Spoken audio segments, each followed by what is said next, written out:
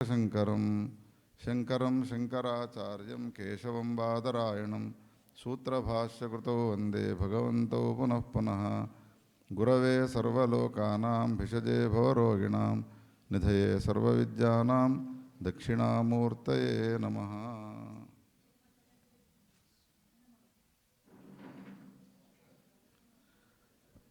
పరమ పావనమైన మరుకూకు క్షేత్రంలో శ్రీ రుక్మిణీ పాండురంగ స్వామి దేవాలయ ప్రాంగణంలో అస్మద్ గురువర్యులు శ్రీ శివంపేట శాస్త్రుల విశ్వనాథ శాస్త్రి గారి శత జయంతి మహోత్సవాల కార్యక్రమాల్లో పరంపరగా కొనసాగుతున్న ఈ కార్యక్రమాల్లో భాగంగా ఈనాడు మా గురువుగారి చరణ పూజ కార్యక్రమం చేసుకోవడం జరిగినది.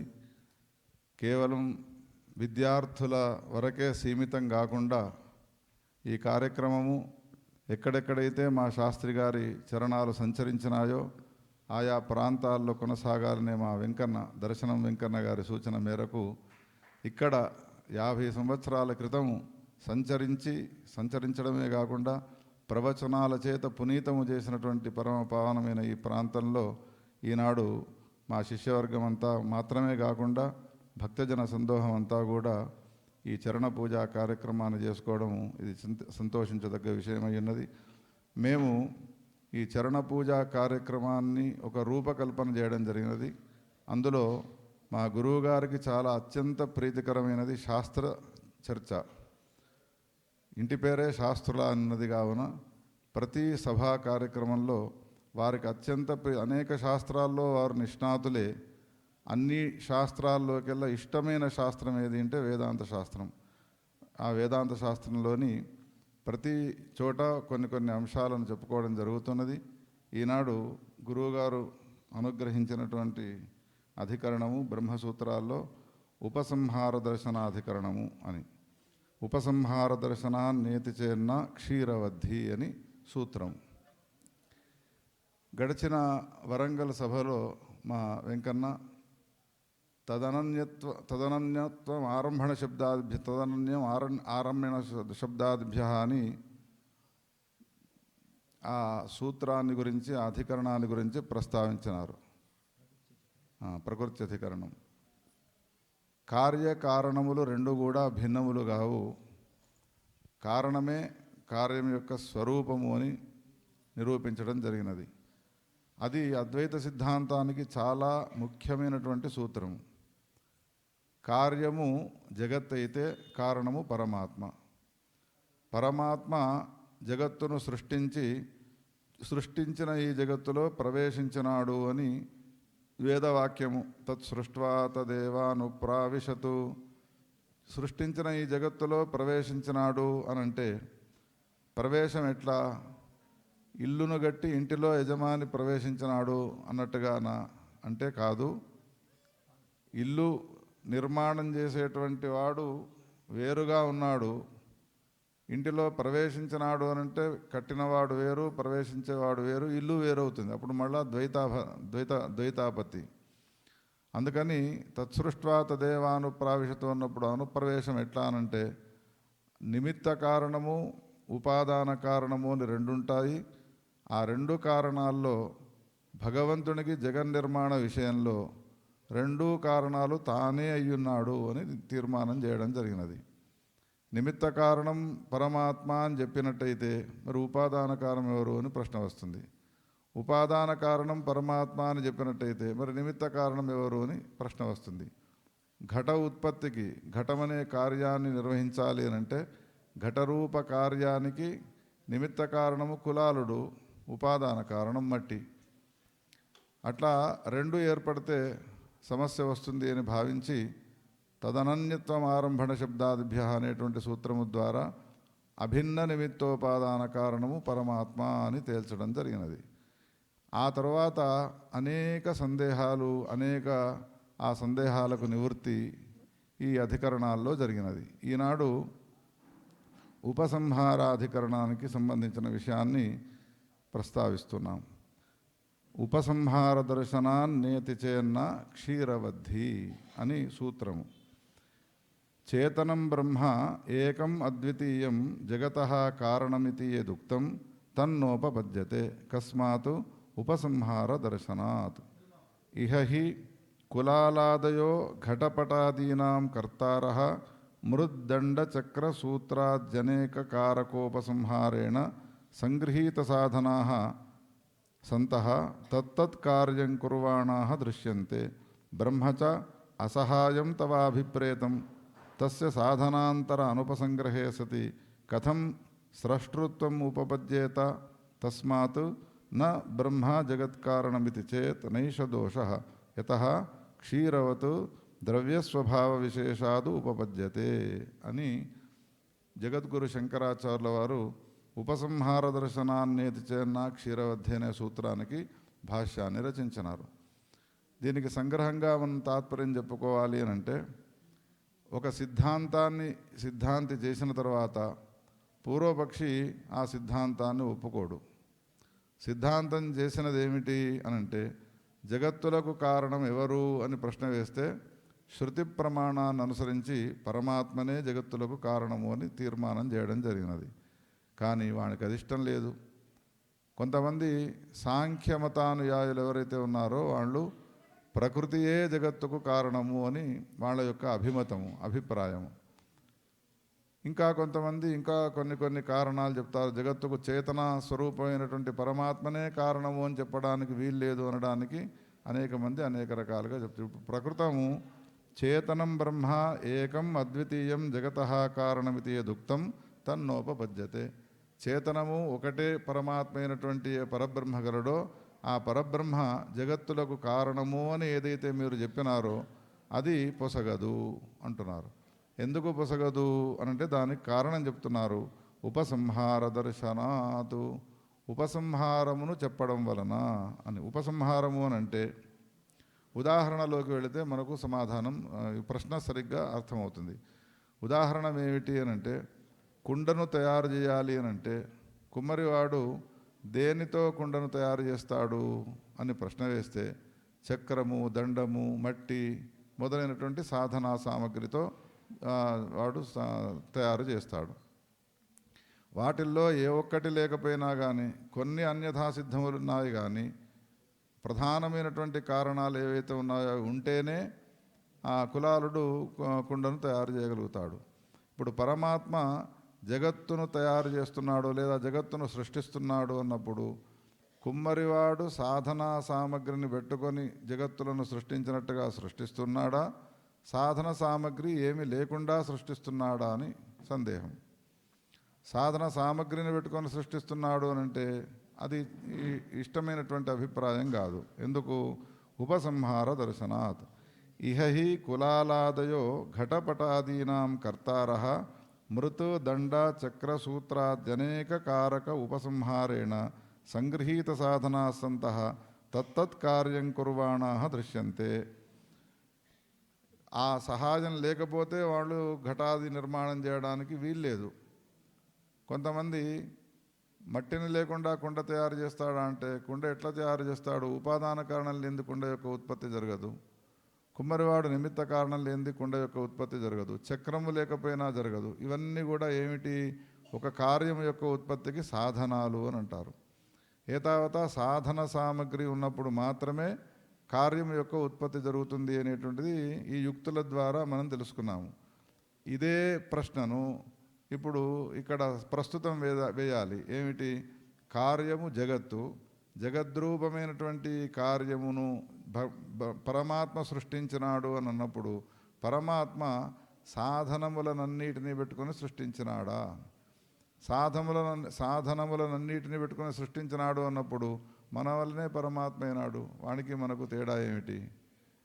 ఇంకొకటి కుర్వాణ బ్రహ్మచ అసహాయం తవ అభిప్రేతం. పూర్వపక్షి ఏమంటున్నాడు అంటే సిద్ధాంతమైనటువంటి నీకు ఏ సహాయం లేకుండా పరమాత్మ జగత్తు యొక్క సృష్టిని చేస్తూ ఉన్నాడు. కుమ్మరివానికి ఎట్లయితే సాధన సామగ్రి ఉన్నదో అట్లా ఏ విధమైనటువంటి సాధన సామగ్రి లేకుండానే జగత్తుల యొక్క సృష్టి చేస్తున్నాడు. అయినప్పుడు తస్య సాధనాంతర అనుపసంగ్రహే సతి కథం స్రష్టృత్వం ఉపపద్యేత. సాధనాంతరం అనేటువంటిది లేదు అన్న తర్వాత వానికి స్రష్టృత్వం అనేటువంటిది ఎట్లా ఉపపన్నం అవుతుంది? అందుకని జగత్తులకు కారణమైనది పరమాత్మ అని చెప్పేటువంటి ఏ సిద్ధాంతం కలదో దాన్ని మేము అంగీకరించము. బ్రహ్మ అనేటువంటిది సరైనటువంటిది కాదు. ఎందుకంటే సాధన సామగ్రి సహాయం లేకుండా ఎవ్వరు కూడా జగత్తులో కార్యం యొక్క నిర్మాణాన్ని చేయలేరు. కావున నీ సిద్ధాంతి దృష్టిలో సాధన అసహాయుడైనటువంటి పరమాత్మనే జగత్తులను సృష్టిస్తాడు అని అంటున్నావు. కాబట్టి పూర్వపక్షనైన నా అభిప్రాయం ఏమిటంటే సాధనాంతర సామగ్రి లేకుండా కార్యం యొక్క ఉత్పత్తి చేయడం కుదరదు. కాబట్టి బ్రహ్మను జగత్తులకు కారణము అని చెప్పడానికి వీల్లేదు అని అంటే నా క్షీరవద్ధి అని ఉదాహరణ ఇచ్చినాడు. దానికి భాష్య పంక్తులను చదివి తర్వాత విషయాన్ని తెలుసుకుందాం. నైష దోష యతః క్షీరవత్ ద్రవ్యస్వభావ విశేషాదు ఉపపద్యతే యథా హి లోకే క్షీరం జలం వా స్వయమేవ దధిభావేన పరిణమతే అనపేక్ష బాహ్యం సాధనం తథా ఇహాపి భవిష్యతి అన్నారు. సమాధానం చెప్పినారు. అంటే పాలు పెరుగుగా మారుతూ ఉన్నాయి, నీళ్లు హిమగడ్డగా మంచుగా మారుతుంది. నీళ్లు మంచుగా మారాలి అన్నా పాలు పెరుగుగా మారాలి అన్నా సాధనాంతరాపేక్షం లేదు. కాబట్టి క్షీరవద్ధి అనే ఉదాహరణ వ్యాసులు ఇచ్చిన దాన్ని సమన్వయం చేస్తున్నారు. సాధనాంతర అపేక్ష ఉంటేనే కార్యం యొక్క ఉత్పత్తి జరుగుతుంది అనే నియమం లేదు. సిద్ధాంతి పక్షంలో కారణాంతర అపేక్ష సాధనాంతర అపేక్ష లేకుండానే పాలు ఏ విధంగా పెరుగుగా మారుతున్నాయో నీళ్లు ఏ విధంగా హిమముగా మారుతున్నాయో అని ఉదాహరణ ఇచ్చినారు. ఇస్తే ఒప్పుకుంటాడా? మళ్ళీ దండయాత్ర చేస్తున్నాడు. ఏమంటున్నాడు అనంటే అనపేక్ష బాహ్యం సాధనం తథా ఇహాపి భవిష్యతి నను క్షీరాద్యపి దధ్యాధిభావేన పరిణమమానం అపేక్షత ఏవ బాహ్యం సాధనం ఔష్ణ్యాధికం. మనం తోడు వేసే సమయంలో ఏం చేస్తాము? పూర్వపక్ష యొక్క అభిప్రాయం ఏమిటి, చల్లగా ఉన్నటువంటి పాలలో తోడు వేస్తే పాలు తోడుకోవు. అందుకని ఏం చేస్తారు, కొంచెం కవోష్ణం బాగా వేడి వేసినా పగిలిపోతాయి, పూర్తి చల్లగా ఉన్నా కానీ తోడుకోదు. అందుకని తోడు వేసే సమయంలో ఎట్లా చేస్తారంటే కొంచెం పూర్తి వేడి లేకుండా పూర్తిగా చల్లారకుండా ఉన్నటువంటి ఆ పాలల్లో తోడు వేస్తే కదా తోడుకునేది. అందుకని ఔష్ణ్యాధికం అపేక్షతే. అక్కడ సాధనం ఏది అని అంటే నువ్వు చెప్పినటువంటి ఉదాహరణ సరిపోదు. క్షీరాదులు దధిభావాన్ని పొందడానికి సాధనాంతరం అపేక్ష లేకుండా ఎట్లయితే కార్యం యొక్క ఉత్పత్తి జరుగుతుందో అని ఉదాహరణ చెప్పినావో ఆ ఉదాహరణ సమంజసంగా లేదు. ఎందుకంటే అక్కడ ఉష్ణము మొదలైనటువంటి దధి సంప్రేక్షణ మొదలైనటువంటి ఏవైతే ఉన్నాయో అవి సాధనాంతరములు ఉన్నాయి అని వీడు పూర్వపక్ష యొక్క అభిప్రాయం. క్షీరాద్యపి దధ్యాధిభావేన పరిణమమానం అపేక్షత ఏవ బాహ్యం సాధనం ఔష్ణ్యాధికం.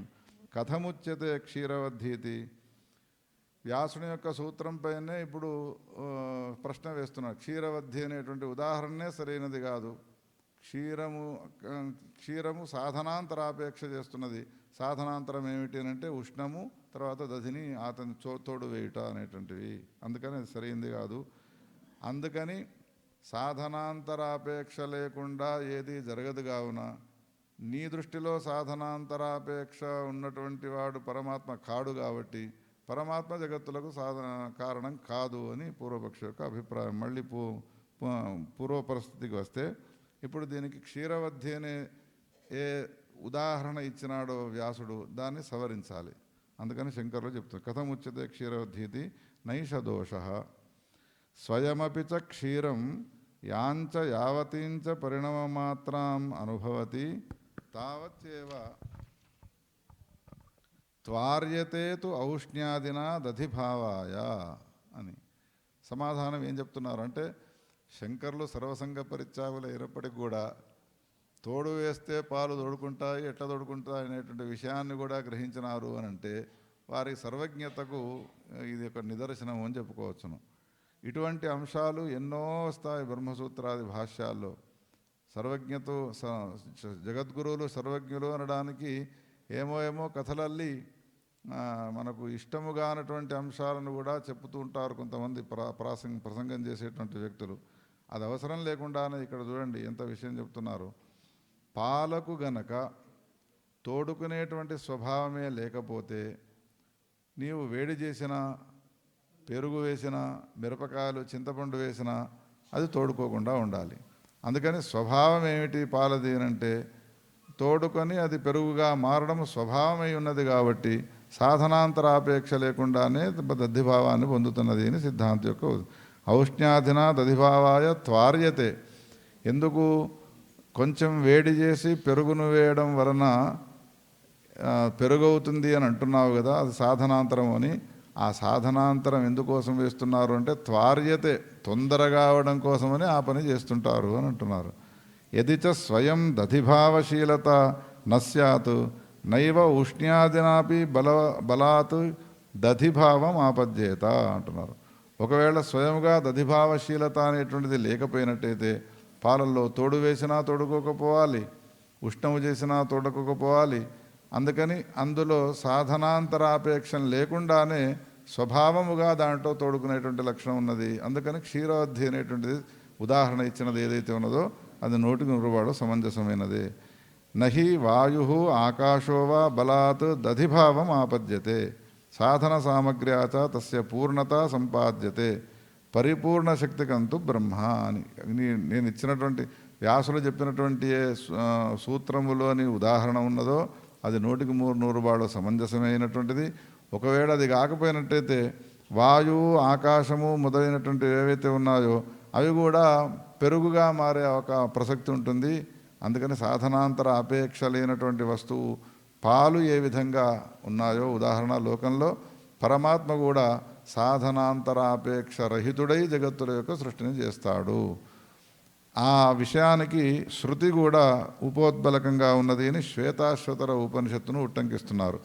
నతస్య కార్యం కరణంచ విద్యతే నతత్సమశ్చాభ్యధికశ్చ దృశ్యతే పరాస్య శక్తిర్వివిధైవ శ్రూయతే స్వాభావికీ జ్ఞానబలక్రియాచ ఇది.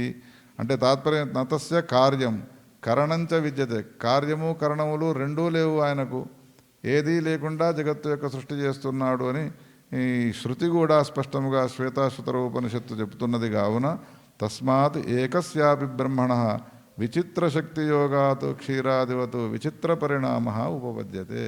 పాలు ఏ విధంగా పెరుగుగా మారడం అనేటువంటిది ఊహించడానికి కూడా వీల్లేదో విచిత్రమే ఉన్నదో అదేవిధంగా పరమాత్మనే ఈ జగత్తుగా మారుతున్నాడు. తత్సృష్ట్వా తదేవానుప్రావిశతు అనే అంశంలో ఏమాత్రం సందేహం లేదు అనే విషయాన్ని తెలియజేయడం జరిగింది.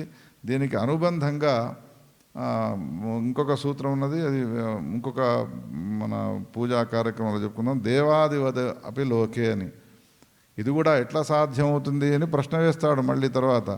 సాధనాంతరాపేక్ష లేకుండా కార్యం యొక్క ఉత్పత్తి జరుగుతుంది అన్నావు, క్షీరవద్ధిని ఉదాహరణ ఇచ్చినావు, కానీ లోకంలో ప్రసిద్ధి ఎక్కడున్నది? అప్రసిద్ధమైన విషయాన్ని చెప్తే మేమెట్లా నమ్ముతాము అని వాడు విజృంభిస్తే నీ నోట్లో మన్ను వస్తాను, ఇంకొక సూత్రాన్ని రచిస్తాను అని దేవాదివదపిలోకే అని ఇంకొక సూత్రాన్ని రచించినారు. ఈ విధంగా బ్రహ్మకు సంబంధించినటువంటి సృష్టి కార్యమే ఈ జగత్తంతా కూడా అని